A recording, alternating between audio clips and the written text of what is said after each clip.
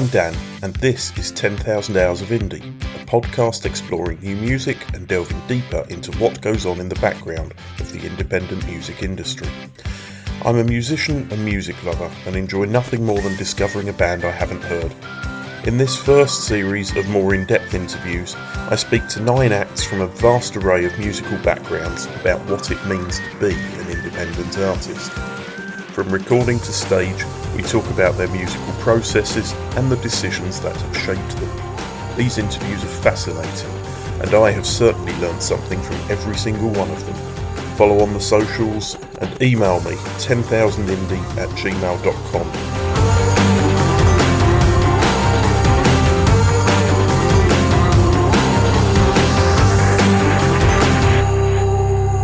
Tiger Balme are the only artists in this series who I didn't already know before starting this plan, and the interview came about as I was hoping to meet them at Tallinn Music Week, which unfortunately, due to circumstances we'll talk about later, they never made it to Tallinn. The band is a 4-piece based in Toronto. They all take vocal duties and write together and are influenced by disco, indie, math rock and 90s according to their website, and they play chamber pop.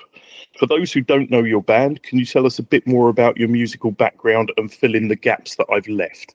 We are a ramshackle group of musicians and songwriters from very broad diversity of backgrounds.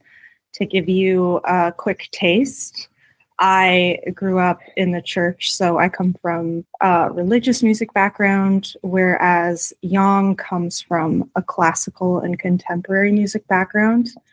And Anda is actually a poet turned songwriter, which you can definitely see in her work. And Danny, maybe I'll let you speak for yourself since you're here.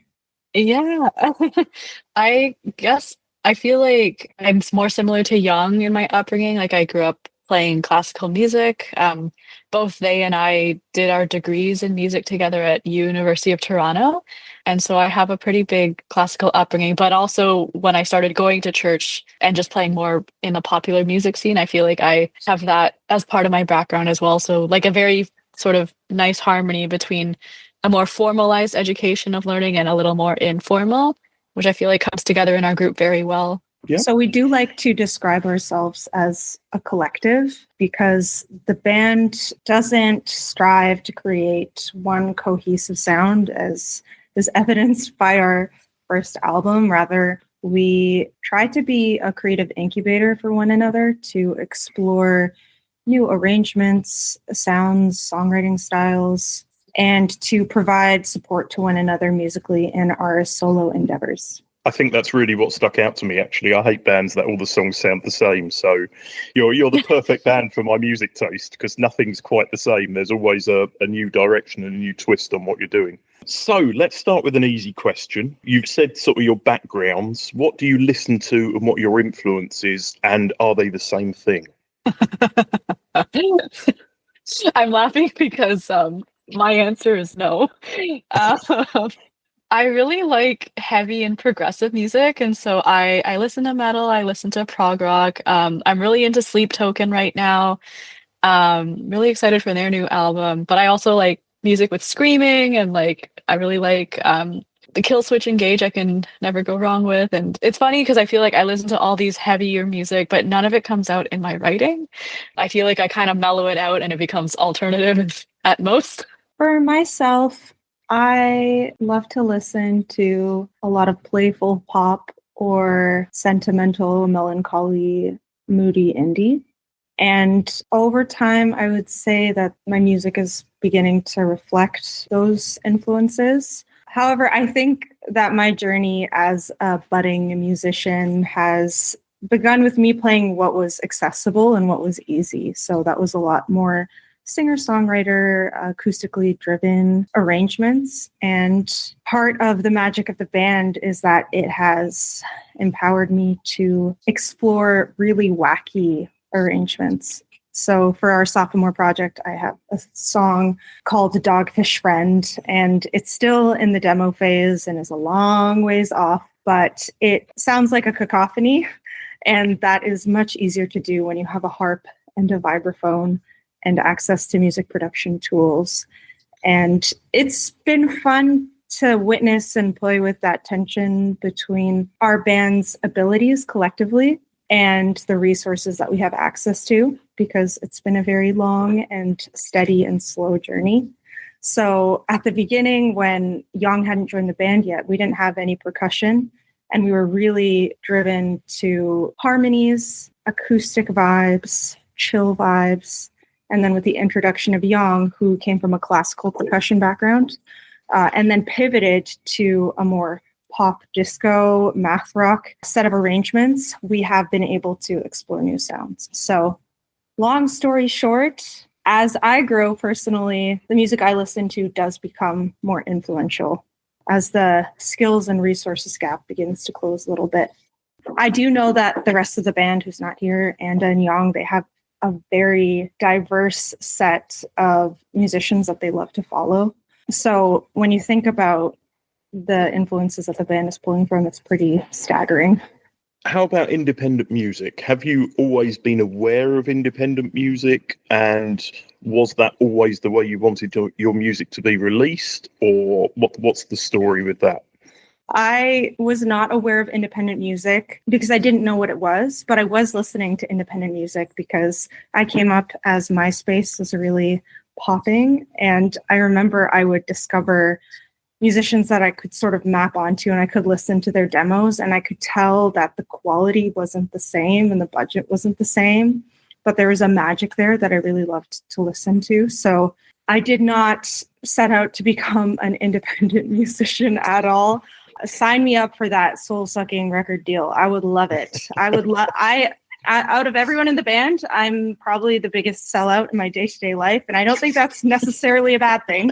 It has its pros and its cons. But I will say that the independent musician path has been rewarding and creatively fulfilling in a way that I've heard a more commercial path is harder to be fulfilled by. Danny? Yeah, I guess for me, I don't think I knew what independent music was until maybe university. As I met more and more creative people who like would release their own music and like actually produce songs, produce albums. And that's kind of where I started to learn more about like whether it be my friends who were the indie artists or like people that they would recommend that I listened to. I started to become more aware of like, oh, like the DIY scene, especially in a city like Toronto, can be quite diverse, and it's been pretty cool to see like what kind of music can come out of it. Like I feel like I've seen a lot of musicians just really take off with social media, especially in the pandemic, like making arrangements, making things, and really getting their name out there just because of like these projects that they did that they were really passionate about. So it is quite an inspiration to see that as well, I would say. Yeah, that's probably my experience with it. So as part of that question, where do you look for new music? Is it a conscious thing, or do you just stumble across new things when you're sort of delving deeper into something you know already? For me, I find it's a mix. Like it definitely, I've found a lot of new artists by accident, whether it be I go to a concert and then the opener ends up being someone I don't know, but I'm really interested in. Case in point, actually, I'm heading to a concert tonight for an artist that I discovered because I went to a Mitski concert and he was her opener, and I would never have discovered him otherwise. But I also find that I'll usually ask my friends for recommendations. One thing I like to do just for myself is every week I'll try to listen to a new album. And that's been a pretty cool exercise to expose myself to new music and artists I've never heard of. Esther, what about you? I am ashamed to say that I love nostalgia, and I love listening to the same old thing over and over again. And for me, it's really overstimulating to listen to new music, and it's like pulling teeth. And that is probably one of my artistic and musical goals for the next couple of years, is to intake more stuff, because it does get dry listening to the same thing. But unfortunately, I do love comfort. I love comfort food. So moving on to how you make music. You released your first album on your own. Was that a decision you chose to make? Would you have preferred to have a label, or did you enjoy the freedom of doing it your own way? I think some bands have a really clear direction and purpose. They're really ambitious and they shoot for the moon and they land amongst the stars. And I would say Tiger Balm is not that band. We are more of a musical family or a summer camp And so when we started out on the journey of making this album, I think that we never could have even fathomed that getting signed was a possibility. We all come from outside of the commercial music space, and most of us have only formed ties in the industry within the last 3 to 4 years. And so that is becoming more of a possibility and a reality. But at that time, I think the idea of getting signed was out of this world. So it definitely wasn't a decision that we made. It just felt like the only way. And I will say one of our band's strengths is figuring things out outside of the conventional path, and finding creative ways to approach reaching fans and connecting with the community. And it's really paid off, actually, because the people who come to our shows are really happy to be there. They have a deep connection to the work that we're doing and the values of the band. And most of our marketing is word of mouth, both through show bookers and through fans. So yeah, I think that moving forward, we are discussing what it might look like for us to have more partners on board, maybe work with a label. But at the time of our first album, we were just happy to be there, excited to be there. And we had the passion and the drive of amateurs. And that was a really special way to approach that process of album making. I think Esther had summed it up pretty well. Like for a lot of us, this band, at least like I'm going to speak maybe not for the whole band, but I'll speak for myself that like Tiger Bomb was definitely one of the first places of like creating music more seriously in the sense of like putting in time and consistency to perform music that we have written that speaks about our stories versus like as a performing musician, often I'll be performing like, classical works or like orchestral works that like were written by people who have been dead for centuries, which is very different. So I think getting to create our album together like this was I felt like it was an elevated version of what I was doing at home, like on GarageBand with my acoustic guitar in my closet. So like that already, like being in a recording studio was like, wow, this is very cool, which is why it felt very kind of like what Esther said, like we were young, we were hungry, like we were ready for that kind of challenge and the hustle that we needed to get into those spaces. But I thought it was really cool because I feel like already, like even doing it as independently, like it's still a step up again from like GarageBand, like home recordings. So that was really, really cool. On your website, it says that you're all writers. Does that mean you all write together? What is your creative process when it comes to music? Does somebody bring an idea and then you build on it? Or does somebody come with a fully sketched out song and then you add your parts? How do you all work together in that respect? So I think the first album, we had all come with ideas that were more or less fully formed on our own. And that's partly because at least for me, like I was pretty new to songwriting to begin with. Like the first 2 songs that I didn't hate were the ones that you hear on the album that I wrote. And so it was for me really cool to work with like I find that Esther and Anna are some of my bigger songwriting inspirations of, I don't know, it's just kind of fun to say like I'm inspired by the people I get to work with. And I feel like that's really rare to get to say that. So I feel very blessed that some of the best songwriters I know are people I'm in a band with, in a collective with. And so yeah, our first album was mostly just our individual voices coming together, then us, layering our instruments, layering our harmonies together. But for the sophomore album, I feel like we're trying to take a more collaborative approach. Not necessarily with the lyrics, but I think with the arrangements, we're trying to include each other more in how the music is shaped and how our instruments work together. We were playing these songs live for 5 years with and without a drummer before we stepped into the studio. And so I would say that as we practiced the songs and performed them live, we organically found really interesting moments in the songs. For example, in the song Angelo, which I wrote and then arranged with the band, you'll hear a lot of the harp and vibraphone parts that Danny and Anda are playing mimic the sound and movement of water as well as their harmonies. And so we were very lucky to be able to live workshop those songs and find through live performance with an audience, almost like stand-up comics, what felt really good. And we would take learnings away from each live show. And when the stars aligned and something felt like it hit different, we would take that back to practice and incorporate it into our arrangements. And now that I'm beginning to produce and we're working on our next project, it's been interesting to carry that process into production and demo building. So sometimes I'll hear something just through playing the MIDI keyboard, and I'll ask Danny, can you play that on the vibraphone? And because Danielle is an absolute beast and a monster on the vibraphone, she will do it somehow by holding 4 mallets with 2 hands. It's crazy. And then we go from there. Or, for example, Danielle has been playing with the mallet station, which is really a MIDI controller. And so I've been able to input that into my DAW and then experiment with even more sounds, different sounds like horns. And so it's ever evolving. And that's why Tiger Balm has been such a fun playground and sandbox for us, because there really are so many things that you can try. And without the pressure of bottom line, because there is no bottom line, because we're not really making money, we can really follow where the creative spirit leads. Do you do your own booking? Yeah, yes and no is a good way to put it. How challenging do you find that? I mean, obviously it's easier now you've established yourselves. Obviously, we're living in expensive times, touring costs money, etc. We'll lead on to the Tallinn Music Week thing in a minute. But how do you go about working out if it's viable to do a show? How do you do your booking, etc.? We say yes and no because we do work with a booking manager from time to time who will pitch us for different shows. And if it ends up working out, like, you know, he will get like a management fee for booking us, or booking fee. I don't know. He gets a fee for pitching us the gig. And but sometimes we'll get gigs just through like our Instagram, our social media, like people reach out to us there.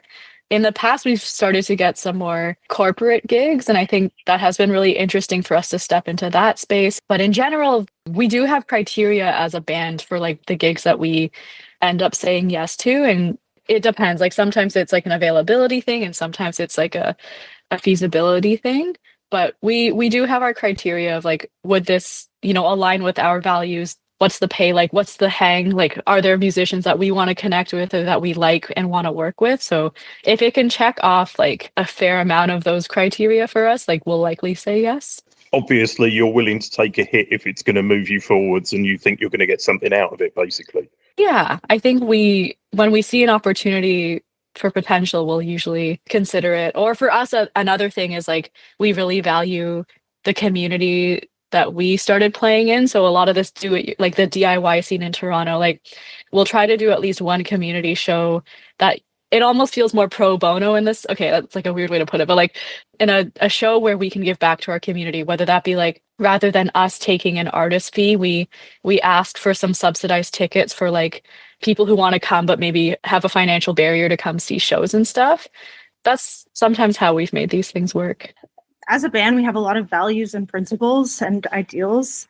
And so sometimes we will say no to gigs if we find that they don't align with our values as a band. Because the band isn't paying the rent of anybody in the group, we just want to make sure that everyone is fairly compensated for being there. So we will always hire a bassist, and we always want to make sure that we're paying them a fair wage. And food for a good meal is the minimum. We do not want to be hungry while we're hanging out together. I love the concept of you doing a show in order for some people to get to see a gig that ordinarily wouldn't. I think that's a really nice way to do things, actually. I've not heard of any other bands doing that. I never play for money anyway. you can't pay your rent being in a band these days. I don't think anyone can. But no. Well, Daniel, giving back is wonderful. I think that's great. I do want to add that I think because a big part of Canadian music programming that programmers realize they have to grow in is diversity. I will say that sometimes we do wonder as a band if we're being booked because we are one of very few musical groups occupying our identities. So that is always a question, and the branding does get us opportunities, and our identities get us opportunities, and that can be a double-edged sword because sometimes you wonder why you are somewhere. So obviously you didn't make it to Tallinn Music Week. Most of the bands that came. I didn't see any of the Canada stage because you were the only band I wanted to see. Really? Oh my goodness so gracious. sorry. Last year I saw 3 bands on the Canada stage and they were all brilliant, but this year there was so much good stuff on everywhere else that I didn't actually make it there. What happened? I mean, I know that a lot of the bands get funding from, is it Music Canada or something that's labelled slightly The differently? arts councils, yeah. Yeah, so what happened to you guys? How come you didn't make it, if you don't mind talking about it? So what happened was we were initially eligible for a pot of funding, and then that pot got drastically reduced. And so in order to go, we would have had to each carry quite a substantial debt. And part of the band is only ever operating within our capacity financially, physically, like with our time. And so it was really hard because I'm Finnish and I'm so excited to bring the band to that end of the world and show them my culture and share that with them and to share Tallinn with them since it's such an amazing place. And I did have the opportunity to play the Canada Showcase as a solo act during the pandemic. And at the end of the day, we just couldn't afford to go. And as a group that's trying to release a second project, if we're going to carry debt, we really do need to reserve that for that second project. And I personally am way less stressed when we're not carrying debt for the band. So it came down to just like a purely financial call, and that was pretty disappointing. Yeah, I think it was hard. We were really, really excited about Tallinn Music Week, and I think we as a band, we have traveled together a little bit, mostly in, if not exclusively in Canada so far. Like we did our first flight together for a performance just this past February, where we went to Winnipeg, which is another province, one province over from Toronto.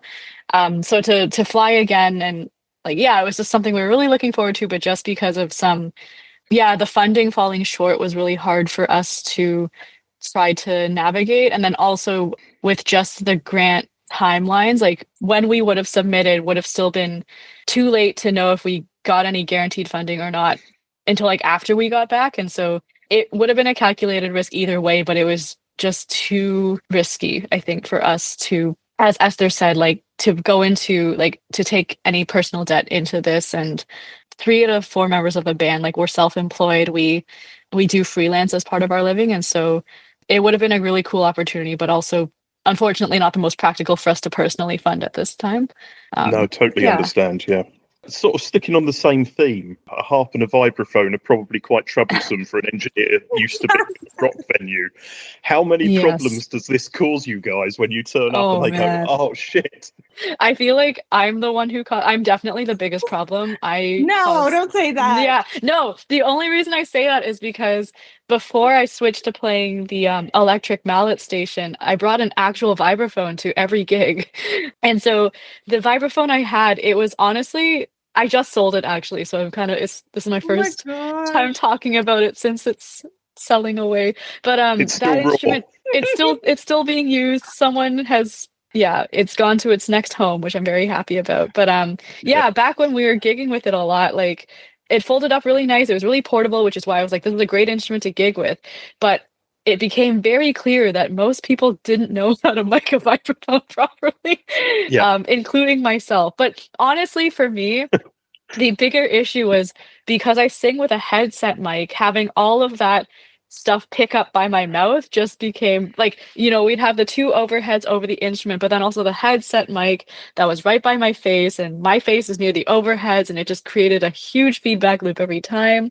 So it ended up it was worse. It used to be worse. And now at least it's digital and it's just a DI. But I've encountered a whole new problem with software instruments, which gives me a nice run around here and there. But I am learning slowly but surely to troubleshoot on the fly and to keep a straight face in the middle of performances when things act up. When you see the sweat pouring down the sound guy's face. Yeah, sometimes. I just look a lot more over at Esther and Anda, and I'm like, I need your help. Help me get the sound person's attention. But the harp, I don't think, has caused that many issues. It was the high end of the harp conflicting with the high end of the vibraphone, conflicting with Anda's soprano, and then everyone just trying to increase their monitor level as sound check went on until it was extremely loud. So one of our stretch goals is to incorporate headsets so that we can work with that. It has been challenging, to say the least. Well, I looked at your tech rider and went, I'm glad I don't have to do your sound engineering. I feel like we need to shout out the sound team at Festival du Voyageur in Winnipeg. Yes. Because that was the cleanest, most beautiful mix that we have ever had. And it was a very short sound check. So we do send our apologies and our regards to any sound team that has to work with us in the future. It's all down to being prepared, though. I mean, I've worked with some bands with some weird instruments, and if the sound guys spent 10 minutes before you arrive just doing some research, then it will sound great. It's just when you initially see it, it freaks you out, I guess. Can you put that on a little MP3 file for us, and we'll be sure to play that too. We'll send it with our tech rider. It'll just start playing when you click on the tech rider. Okay, moving on to your music. And this is individual answers because you're probably both going to have different answers. But do you prefer writing, recording, or playing shows, and why? Bouncing off the last question, because performing has been so difficult with our instruments, there is always this tension that I have before we perform. Because within the first 15 seconds, if it's going to be a good show or a bad show, unfortunately, because if we can't hear each other, there's so many moving parts that it falls apart very easily. Yeah. So I would say that when we can hear each other, like there's nothing like it. It's so fantastic. It's so fun. But my personal favorite is crafting the master, creating the track, because it lasts forever, in air quotes. I could tell you were going to say that from what you had said earlier, actually. Yeah, that's me. Just to add on to Esther's point, Esther, the way she comes alive in the producing and recording is wonderful. Like, I remember when we were recording Angelo, one of the songs on our album, like she just started to add so many ideas that I was like, how did this come out of your brain? And it's just the masterpiece that it is today because of a lot of the work she did after we recorded everything. But for me, I feel like my favorite part is actually the performing. Like, yes, I always deal with the onslaught of tech issues, but I think there's just something about the adrenaline of like being on stage, like showing our music to people and getting to play with close friends. Like, there's just nothing that hits different than that, Everything is just so fun about performing for me. I'm definitely with you on the performing side of things. You mentioned earlier about finding your audience. Have you had any challenges with finding your audience, and how have you overcome them? I honestly feel like our audience came together pretty organically. It's funny. I feel like in the first couple years, like we were performing a lot, and before we even had an album out, like we were able to build a pretty solid following based on live performance, which is really cool. I don't think that's something that happens very often. And part of it is I think we just have a lot of friends who really believe in us.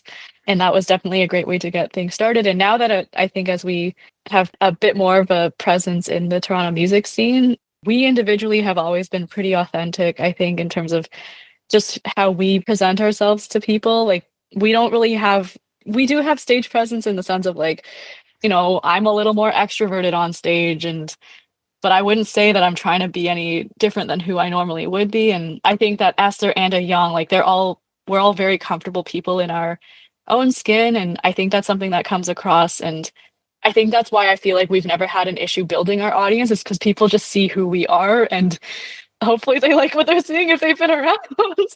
But I think the other thing too is people like the community that we've built.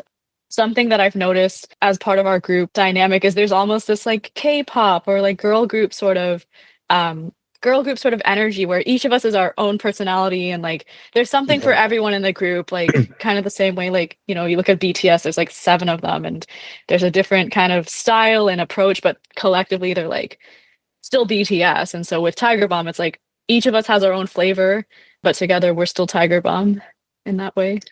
You've got one of those band names that sounds terrible with an English accent, unfortunately. So when I say it sounds crap, but when you say it, it sounds brilliant. Wait, can you say it? Tiger Balm. It sounds a bit when I say it, but with the accent, it's a bit more upbeat and uplifting in a Oh, That's so funny. nonsense. We sound more sophisticated, that's for sure. That must be it, yeah. I wanted to add to what Danny was saying, that we're each other's audience first. And I think it's easier to invite people into something that's already happening. And that's like part of the genesis of the group, is that being a solo artist can be so challenging because it's hard to get people to buy into a single person's vision. Whereas when it's a shared vision built on something beyond each person's likes or dislikes, it does feel like it sort of takes on a life of its own.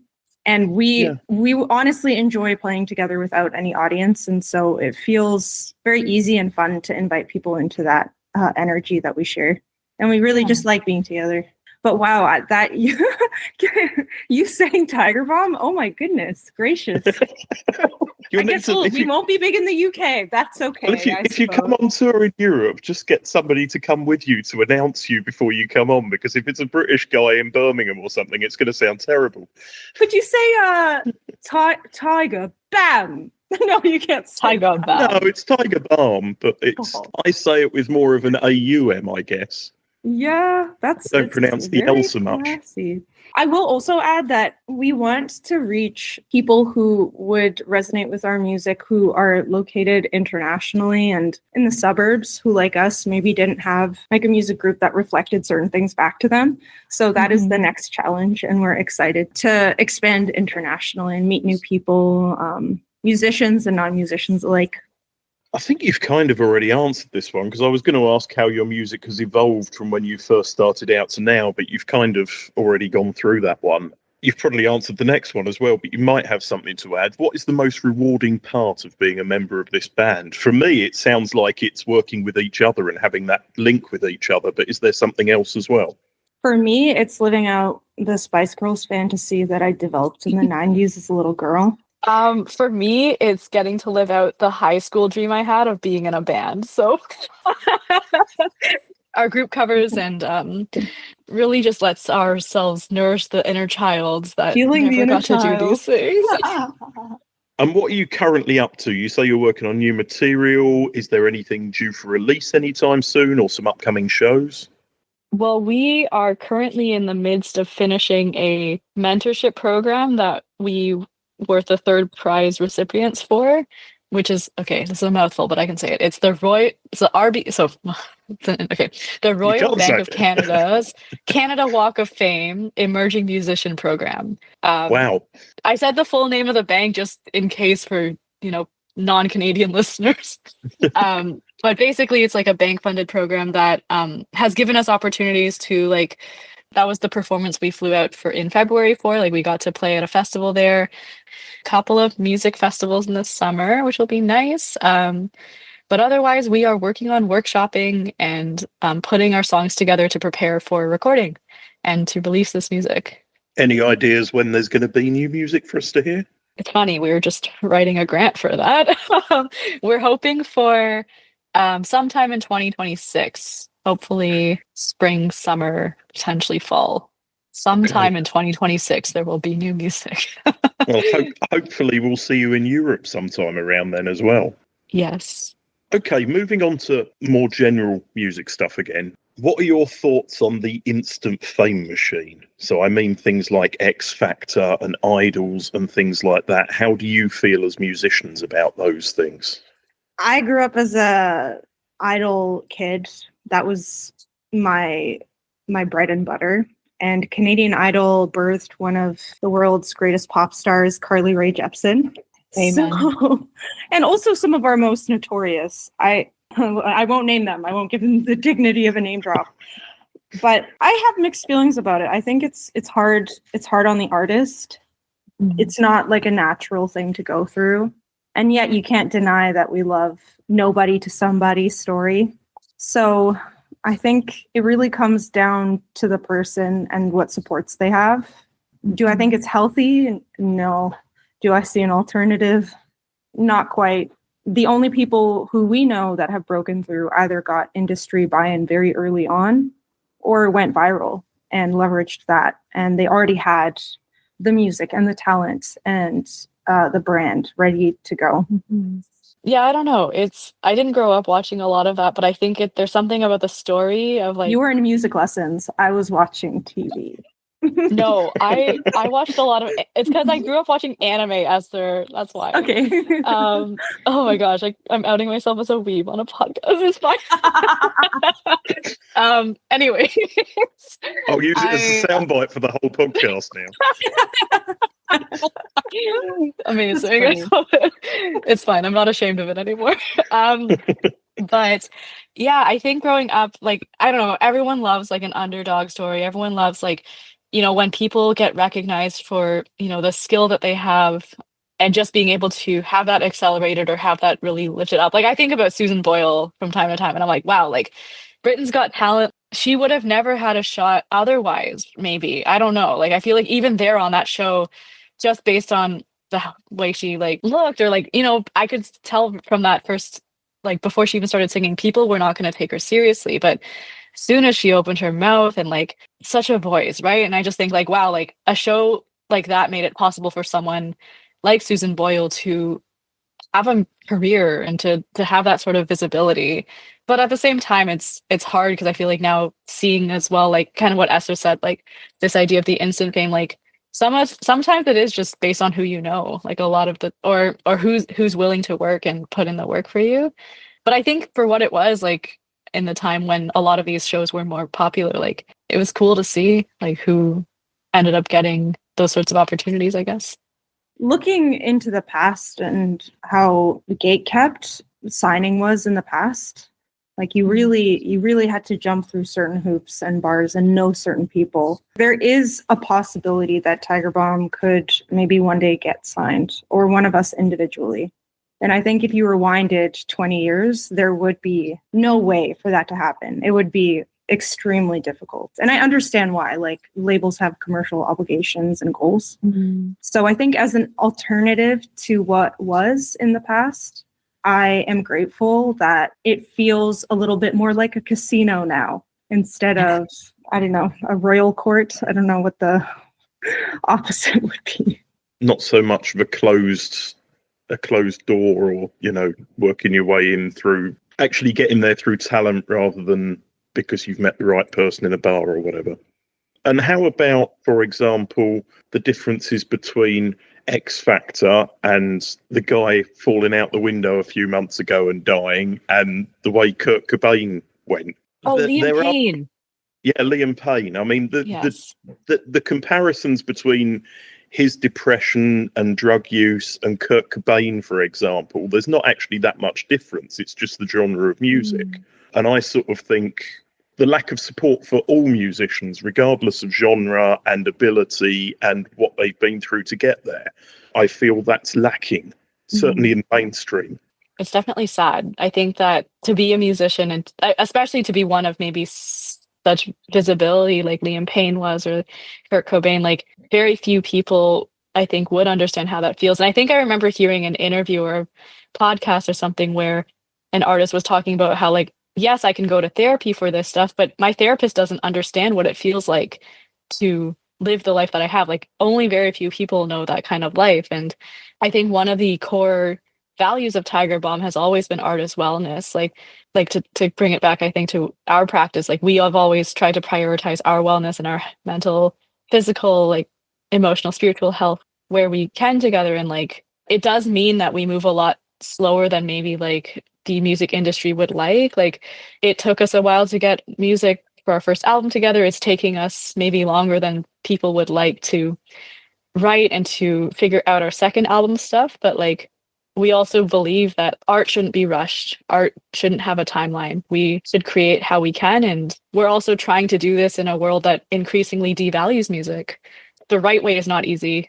The easy way maybe isn't right. Like, yeah. No, I think you've put it really well there. Art takes time and you can't rush it. And I think that's one of the things that happens if you sign to a major label in a way.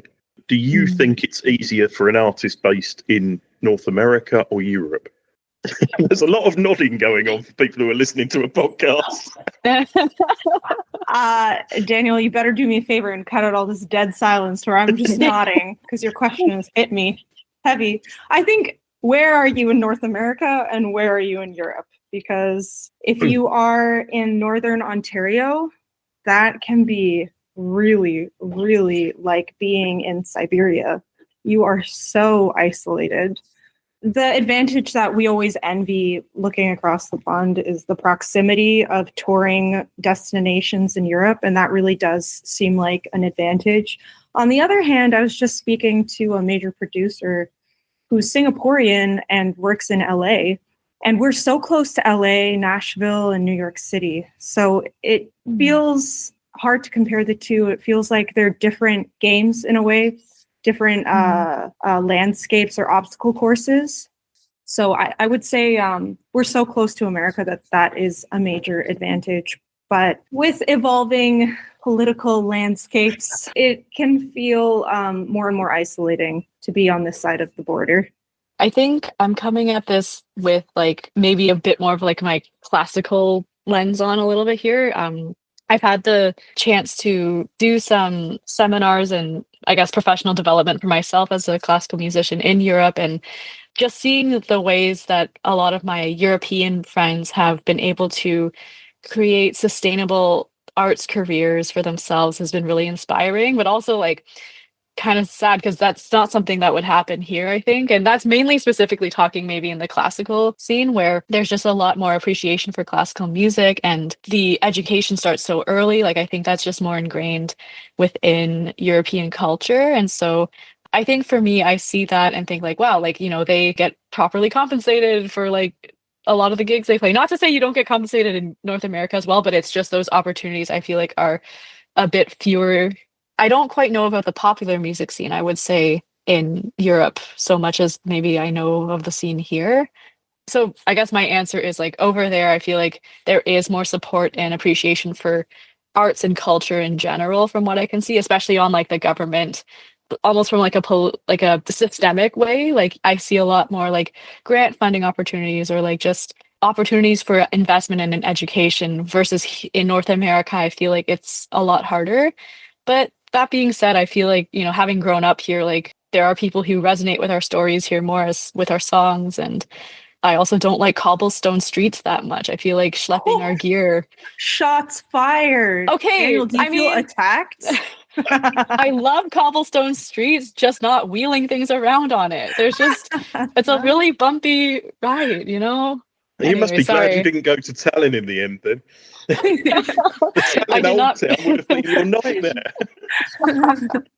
Yeah, but otherwise, maybe I'll stop myself there. I think I'm gonna get a lot of hate for the cobblestone slander there.